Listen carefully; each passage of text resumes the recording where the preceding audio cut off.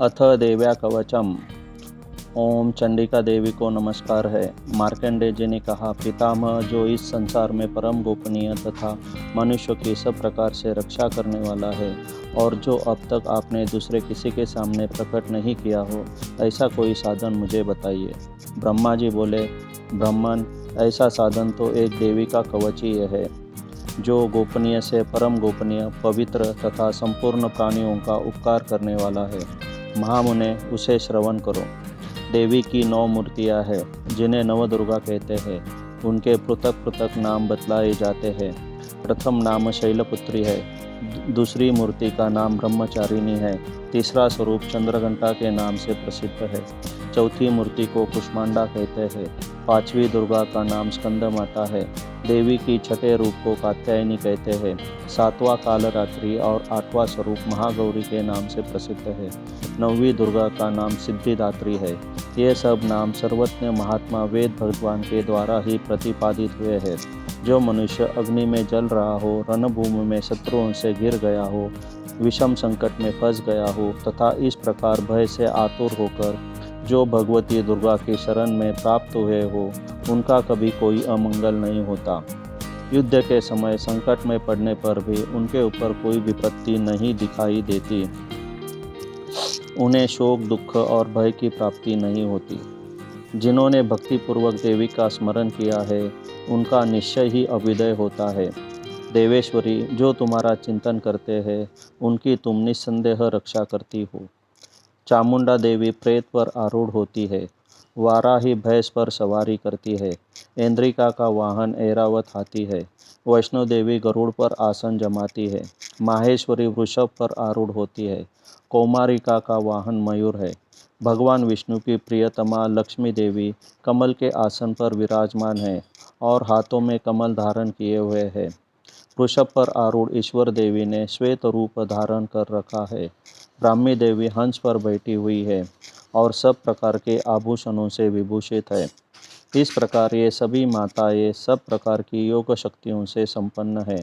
इनके सिवा और भी बहुत सी देवियां हैं, जो अनेक प्रकार के आभूषणों की शोभा से युक्त तथा नाना प्रकार के रत्नों से सुशोभित है। ये संपूर्ण देवियाँ क्रोध में भरी हुई है और भक्तों की रक्षा के लिए रथ पर बैठी दिखाई देती है। ये शंख, चक्र, गदा, शक्ति, हल और मुसल, खेटक और तोमर, परशु तथा पाश, कुंत और त्रिशूल एवं उत्तम श्राद्ध धनुष आदि अस्त्र शस्त्र अपने हाथों में धारण करती है। दैत्यों के शरीर का नाश करना, भक्तों को अभयदान देना और देवताओं का कल्याण करना, यही उनके शस्त्र धारने का उद्देश्य है। महान रौद्र रूप, अत्यंत घोर पराक्रम, महान बल और महान उत्साह वाली देवी, तुम महान भय का नाश करने वाली हो। तुम्हें नमस्कार है। तुम्हारी ओर देखना भी कठिन है। शत्रुओं का भय बढ़ाने वाली जगदम्बिके, मेरी रक्षा करो। पूर्व दिशा में इंद्र शक्ति मेरी रक्षा करे। अग्निय कोण में अग्नि शक्ति, दक्षिण दिशा में वाराही तथा नैऋत्य कोण में खड्गधारिणी मेरी रक्षा करे। पश्चिम दिशा में वारुणी और वायव्य कोण में मृग पर सवारी करने वाली देवी मेरी रक्षा करे। उत्तर दिशा में कौमारी और ईशान कोण में शूलधारिणी देवी रक्षा करे। ब्रह्मानी, तुम ऊपर की ओर से मेरी रक्षा करो और वैष्णो देवी नीचे की ओर से मेरी रक्षा करे। इस प्रकार शव को अपना वाहन बनाने वाली चामुंडा देवी दसों दिशाओं में मेरी रक्षा करे। जया आगे से और विजया पीछे की ओर से मेरी रक्षा करे। वाम भाग में अजिता और दक्षिण भाग में अपराजिता रक्षा करे। उद्योतिनी शिखा की रक्षा करे। उमा मेरे मस्तक पर विराजमान होकर रक्षा करे। ललाट में मालधारी रक्षा करे और यशस्विनी देवी मेरे बाहों का संरक्षण करे। बाहों के मध्य भाग में त्रिनेत्रा और नथुओं की यमघंटा देवी रक्षा करे। दोनों नेत्रों के मध्य भाग में शंखिनी और कानों में द्वारवासिनी रक्षा करे। कालिका देवी कपालों की तथा भगवती शंकरी कानों के मूल भाग की रक्षा करे। नसिका में सुगंधा और ऊपर के ओठ में चर्चिका देवी रक्षा करे। नीचे के ओठ में अमृतकला तथा जिहा में सरस्वती देवी रक्षा करे। कौमारी दांतों की और चंडिका कंठ प्रदेश की रक्षा करे। चित्रघंटा गले की घाटी की और महामाया तालू में रहकर रक्षा करे। कामाक्षी डोरी की और सर्वमंगला मेरी वाणी की रक्षा करे। भद्रकाली ग्रीवा में और धनुर्धरी पृष्ठवंश मेरुदंड में रह के रक्षा करे। कंठ के भारी भाग में नीलग्रीवा और कंठ के नली में नलकबुरी रक्षा करे। दोनों कंधों में खड़गिनी और मेरी दोनों भुजाओं की वज्रधारिणी रक्षा करे। दोनों हाथों में दंडिनी और उंगलियों में अंबिका रक्षा करे। शूलेश्वरी नखों की रक्षा करे। कुलेश्वरी कुक्षी पेट में रह के रक्षा करे। महादेवी दोनों स्तनों की और शोक विनाशिनी देवी मन की रक्षा करे। ललिता देवी हृदय में और शूलधारिणी उदर में रह के रक्षा करे। नाभि में कामिनी और गुह्य भाग की गुहेश्वरी रक्षा करे। पुतना और कामिका लिंग की और महिषवाहिनी गुदा की रक्षा करे। भगवती कटिभाग में और विंध्यव्यासिनी घुटनों की रक्षा करे। संपूर्ण कामनाओं को देने वाली महादेवली देवी दोनों पिंडलियों की रक्षा करे। नारसिंही दोनों घुट्टियों की और तेजसी देवी दोनों चरणों के पृष्ठभाग की रक्षा करे। श्रीदेवी पैरों के उंगलियों में और तलवासिनी पैरों के तलों में रह के रक्षा करे। अपने दाढ़ों के कारण भयंकर दिखाई देने वाली दुष्ट कराली देवी नखों की और ऊर्ध्वकेशिनी देवी केशों की रक्षा करे। रोम वालियों के छिद्रों में कौबेरी और त्वचा की वागेश्वरी देवी रक्षा करे। पार्वती देवी रक्त मज्जा वसा मांस हड्डी और मेद की रक्षा करे। आंतों की कालरात्रि और पित्त की मुकुटेश्वरी रक्षा करे। मूलाधार आदि कमल कोशों में पद्मावती देवी और कप में चूड़ामणि देवी स्थित होकर रक्षा करे। नख के तेज की ज्वालामुखी रक्षा करे, जिसका किसी भी अस्त्र से भेदन नहीं हो सकता। वह अबद्या देवी शरीर के समस्त संधियों में रह के रक्षा करे। ब्रह्मानी आप मेरे वीर की रक्षा करो। छत्रेश्वरी छाया की तथा धर्मधारिणी देवी मेरे अहंकार मन और बुद्धि की रक्षा करे। हाथ में व्रज धारण करने वाली वज्रहस्ता देवी मेरे प्राण अपान व्यान उदान और समान वायु की रक्षा करे। कल्याण से शोभित होने वाली भगवती कल्याण शोभना मेरे प्राण की रक्षा करे। रस रूप गंध शब्द और स्पर्श इन विषयों का अनुभव करते समय योगिनी देवी रक्षा करे तथा सत्वगुण रजगुण और तमोगुण की रक्षा सदा नारायणी देवी करे। वाराही आयु की रक्षा करे, वैष्णवी धर्म की रक्षा करे तथा चक्रिनी चक्र धारण करने वाली देवी यश कीर्ति लक्ष्मी धन तथा विद्या की रक्षा करे। इंद्राणी आप मेरे गोत्र की रक्षा करे। चंडिके तुम मेरे पशुओं की रक्षा करे।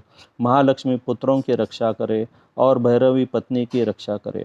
मेरे पत की सुपता तथा मार्ग की क्षेमकरी रक्षा करे। राजा के दरबार में महालक्ष्मी रक्षा करे तथा सब और व्याप्त रहने वाली विजया देवी संपूर्ण भयों से मेरी रक्षा करे। देवी जो स्थान कवच में नहीं कह गया है एवं तेव रक्षा से रहित है, वह सब तुम्हारे द्वारा सुरक्षित हो, क्योंकि तुम विजयशालिनी और पापनाशिनी हो। यदि अपने शरीर का भला चाहे तो मनुष्य बिना कवच के कहीं एक पग भी न जाए, कवच का पाठ करके ही यात्रा करे। कवच के द्वारा सब ओर से सुरक्षित मनुष्य जहाँ जहाँ भी जाता है वहाँ वहाँ उसे धन लाभ होता है तथा संपूर्ण कामनाओं की सिद्धि करने वाली विजय की प्राप्ति होती है। वह जिस जिस अभिष्ट वस्तु का चिंतन करता है उसको निश्चित ही प्राप्त कर लेता है। वह पुरुष इस पृथ्वी पर तुलना रहित महान ऐश्वर्य का भागी होता है। कवच से सुरक्षित मनुष्य निर्भय हो जाता है, युद्ध में उसकी पराजय नहीं होती तथा वो तीनों लोकों में पूजनीय होता है। देवी का यह कवच देवताओं के लिए भी दुर्लभ है। जो प्रतिदिन नियम पूर्वक तीनों संध्याओं के समय श्रद्धा के साथ इसका पठन करता है उसे दैवी कला प्राप्त होती है तथा वो तीनों लोकों में कहीं भी पराजित नहीं होता। इतना ही नहीं, वो अपमृत्यु से रहित 100 से भी अधिक वर्षों तक जीवित रहता है। मकड़ी चेचक और कोर आदि उसकी संपूर्ण व्याधियाँ नष्ट हो जाती है। कनेर भांग अफीम धतुरे आदि का स्थावर विष, सांप और बिच्छू आदि के काटने से चढ़ा हुआ जंगम विष तथा आहिपेम और तेल के संयोग आदि से बनने वाला कृत्रिम विष, ये सभी प्रकार के विष दूर हो जाते हैं, उनका कोई असर नहीं होता। इस पृथ्वी पर मारन मोहन आदि जितने अभिचारक प्रयोग होते हैं तथा इस प्रकार के जितने मंत्र यंत्र होते हैं, वे सब इस कवच को हृदय में धारण कर लेने पर उस मनुष्य को देखते ही नष्ट हो जाते हैं। यही नहीं, पृथ्वी पर विचरने वाले ग्राम देवता, आकाशकारी देव विशेष, जल के संबंध से प्रकट होने वाले गण उपदेश मात्र से सिद्ध होने वाले निम्न कोटि के देवता, अपने जन्म के साथ प्रकट होने वाले देवता, कुल देवता, माला, कंठमाला आदि, डाकिनी, शाकिनी, अंतरिक्ष में विचरने वाली अत्यंत बलवती भयानक डाकिनियाँ, ग्रह, भूत, पिचास, यक्ष, गंधर्व, राक्षस, ब्रह्म राक्षस, बेताल, कुष्मांडा और भैरव आदि अनिष्टकारक देवता भी हृदय में कवच धारण किए रहने पर उस मनुष्य को देखते ही भाग जाते हैं। कवचधारी पुरुष को राजा से सम्मान वृद्धि प्राप्त होती है। यह कवच मनुष्य की तेज की वृद्धि करने वाला और उत्तम है।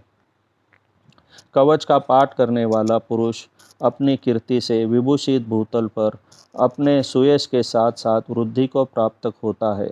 जो पहले कवच का पाठ करके उसके बाद सप्तशती चंडिका का पाठ करता है, उसकी जब तक वन, पर्वत और कानन सहित यह पृथ्वी टिकी रहती है, तब तक यहाँ पुत्र, पौत्र आदि संतान परंपरा बनी रहती है। फिर देह का अंत होने पर वह पुरुष भगवती महामाया के प्रसाद से उस नित्य परम पद को प्राप्त होता है, जो देवताओं के लिए भी दुर्लभ है। वो सुंदर दिव्य रूप धारण करता और कल्याणमय शिव के साथ आनंद में भागी होता है। इति देव्या कवचम संपूर्णम।